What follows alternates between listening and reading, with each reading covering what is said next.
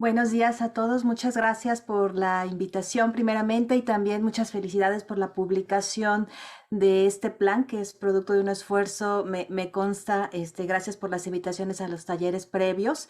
En relación a este tema me pareció muy importante e interesante integrar la visión de sustentabilidad en el tema del desarrollo regional sustentable. Desde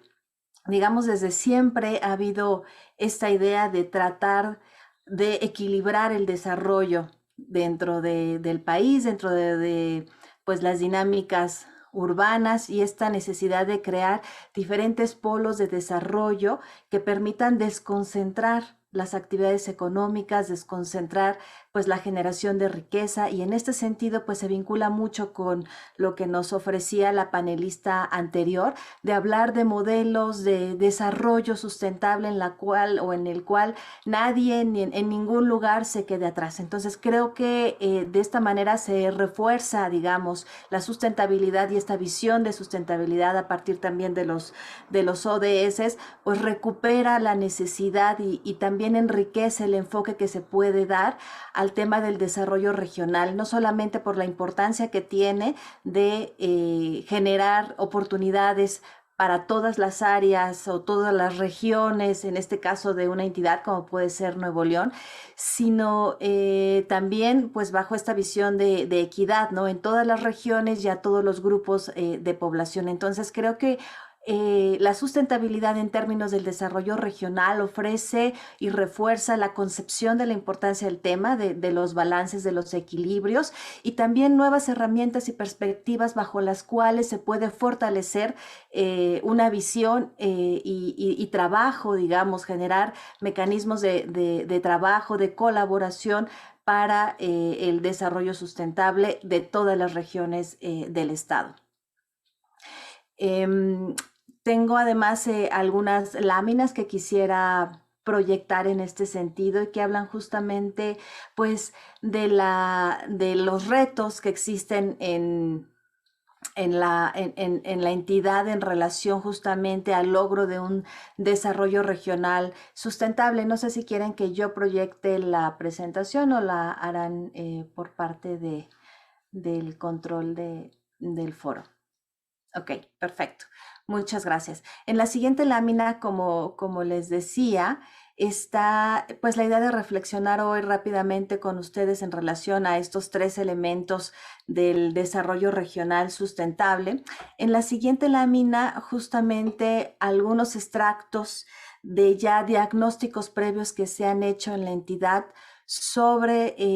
pues esta problemática del desarrollo regional que en particular en el estado de Nuevo León, al igual que en otras grandes ciudades del país, pues se refleja una gran concentración, como en el 10% del territorio que conforma el área metropolitana de Monterrey, pues se concentra casi un 90% de su población y también casi un 90% de las unidades económicas. Y esto, pues evidentemente, es un reflejo justamente, pues, de cómo se han ido concentrando, digamos, las oportunidades también de desarrollo de la población en la entidad. En la siguiente lámina lo que observamos es que si bien esto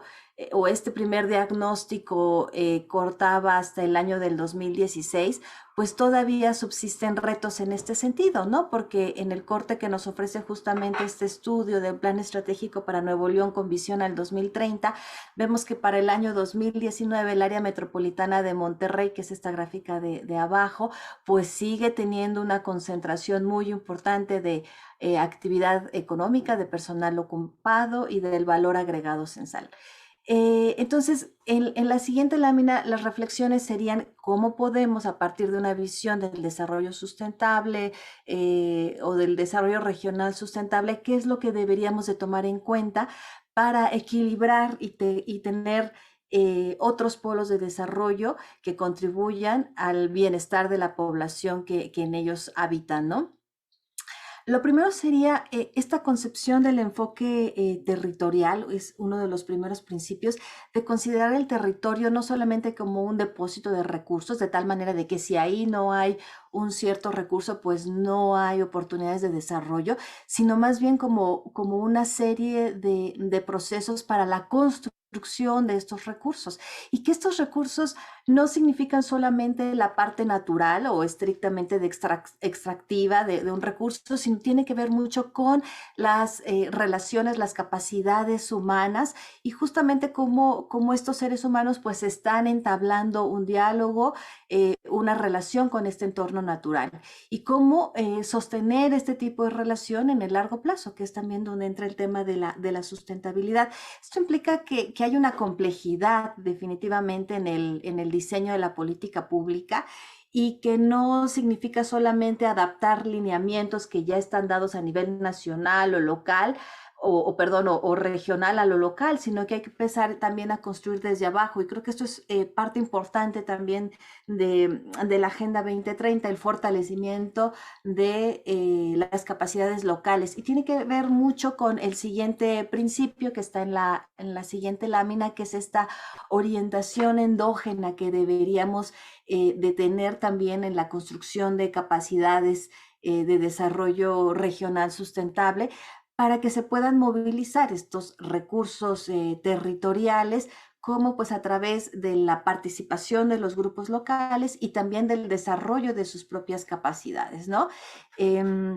Significa no solamente pues el generar programas desde afuera para que orientar digamos el desarrollo local, sino construir estas capacidades para que ellos mismos puedan también generar sus propios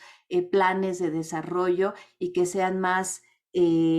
afines con los recursos que existen, con la relación que tienen con los recursos de esta población y con el fortalecimiento de sus capacidades justamente para la gestión y la movilización de esos recursos. Un tercer principio en la siguiente lámina sería esta conectividad o conexión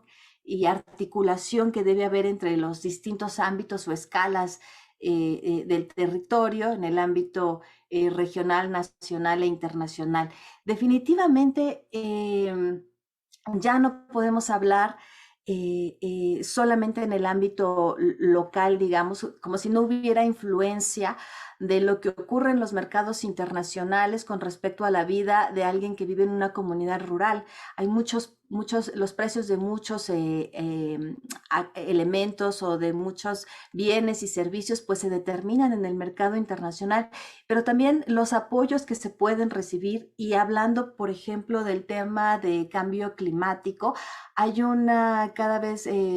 movilización de recursos financieros en temas de cambio climático que tiene que ver con actores locales y estos actores locales deben de conformar nuevas formas de articularse, fortalecer su capacidad de comunicación con los ámbitos nacionales y el ámbito internacional justamente para ser capaces de atraer esos recursos que potencien su desarrollo. ¿Cómo puede ser esto posible? Pues a través de la asociación regional, intermunicipal o mancomunidades, que se les puede llamar también, que tengan pues afinidades o enfoques culturales, económicos, ecosistémicos, que les permitan generar una cierta identidad y a partir de ahí pues entablar, digamos, esta relación con los distintos ámbitos, las distintas agencias internacionales que pueden existir para la financiación de sus proyectos de sustentabilidad. Finalmente, dos cosas muy importantes. Hablar de los impactos ambientales de la concentración, es decir, las ciudades no por nada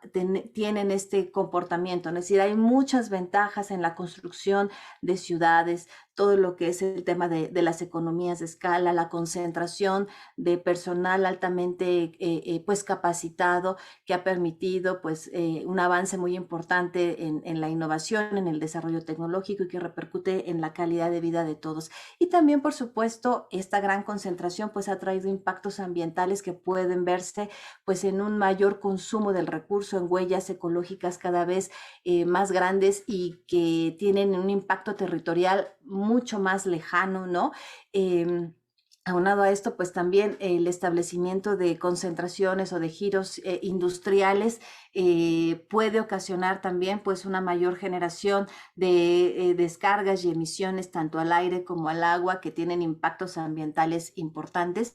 Y aquí también hablar de un desarrollo regional sustentable ofrece una oportunidad porque si bien antes o hasta ahora nos seguimos rigiendo por normas o normatividades en materia de impacto ambiental que evalúan y establecen límites a las emisiones, por ejemplo, pero a partir de la unidad económica que genera esa emisión o esa descarga contaminante, pues nos damos cuenta que en el ámbito regional, en el ámbito territorial, necesitamos normas, no que sean más estrictas necesariamente, pero que sí se relacionen con las capacidades de carga del territorio para soportar un número determinado de impactos ambientales, es decir, a lo mejor individualmente cada empresa puede estar siendo respetuosa de las normas locales de descargas de aguas contaminantes o de emisiones a la atmósfera, pero la cuenca atmosférica o el cuerpo de agua en sí no es capaz de soportar una alta concentración de emisores que individualmente cumplen con estas normas. Entonces, hablar también de sustentabilidad en el ámbito ya del desarrollo regional, implica otras escalas y en este caso además el incluir indicadores que nos hablen no solamente de extracción o de explotación de los recursos, sino cuál es la capacidad de absorción de estos territorios o de estas cuencas atmosféricas o hídricas o cuerpos de agua, pues de altas concentraciones de población y de actividad económica que generan ciertos impactos ambientales, ¿no? Y en ese sentido, pues otro de los sectores que también es muy importante de considerar, pues es el sector transporte, el tema de la movilidad. Por supuesto, en México y en las ciudades en México, más del 60% por lo menos de las emisiones contaminantes de gases de efecto invernadero se relacionan de manera directa con el sector transporte y además existen entidades, como en el caso de Nuevo León, donde el uso justamente de los vehículos motorizados para satisfacer las necesidades de movilidad es todavía mayor o más alta. Entonces hay un tema muy importante de trabajo ahí. Y en la siguiente lámina, lo que quería mostrar es que además el tema o hablar del desarrollo regional sustentable, en la siguiente lámina, por favor, que bueno, es la última ya, ofrece también una posibilidad para como despresurizar las altas concentraciones urbanas y los impactos ambientales que generan. En el caso de la zona metropolitana de Monterrey, pueden ver en este mapa, si pueden cambiar la diapositiva para que se pueda visualizar, es el resultado de un estudio que se hizo justamente de huella ecológica de la zona metropolitana de Monterrey. En el escenario tendencial, que es el que está señalado en el cuadro rojo, lo que podemos ver es cuál sería el impacto en términos del consumo de suelo del crecimiento de la zona metropolitana. Entonces, si seguimos así al 2040, que es el escenario tendencial, pues la zona metropolitana de Monterrey podría incrementarse en 27 kilómetros cuadrados aproximadamente, que es el área del municipio de Salinas Victoria. ¿Y qué significa en otras métricas? En otras métricas, por ejemplo, en términos de movilidad, pues sugeriría que cada habitante de la zona metropolitana de Monterrey podría estar destinando hasta 3 horas de viaje diario para desplazarse y realizar sus actividades pues laborales o de estudio, ¿no? Y también vienen ahí otras métricas en relación a lo que significa por consumo energético, por consumo de agua, que también es un tema muy importante en términos de sustentabilidad para una zona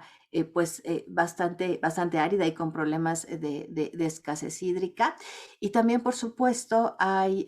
métricas en relación a lo que significan estas grandes concentraciones, el uso importante de vehículos motorizados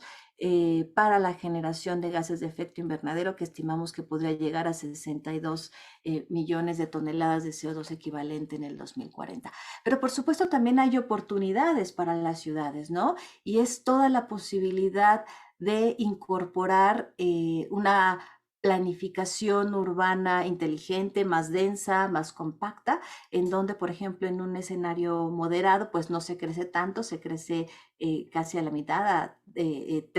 solamente 13 kilómetros cuadrados adicionales de ciudad, y se pueden ir visualizando cómo entonces los consumos tanto de energía, los tiempos que tomaría a los ciudadanos desplazarse, las emisiones de gases de efecto invernadero justamente asociadas a este sector transporte, pues serían menores en un escenario moderado y mucho menores todavía en un escenario aspiracional. En este caso, para la zona metropolitana de Monterrey, incorporamos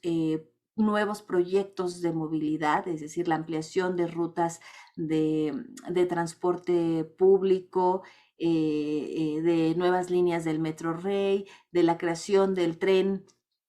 que pueda conectar al norte de la ciudad con el aeropuerto, por ejemplo. Y entonces aquí tendríamos una caída, por ejemplo, en los tiempos de traslado. Ya no habría 3 horas, sino 44 minutos de viaje, por lo menos, no menos. La ciudad se expandería solamente 2 kilómetros cuadrados adicionales y pues además se pueden ver ahí los beneficios en términos de reducción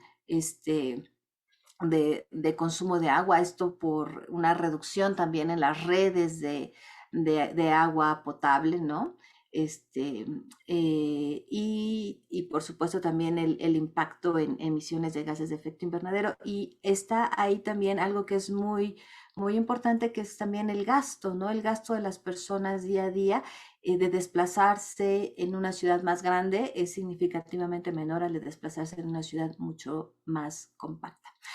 Pues estas son algunas de las reflexiones que quería yo compartir en relación a este tema. Muchísimas gracias.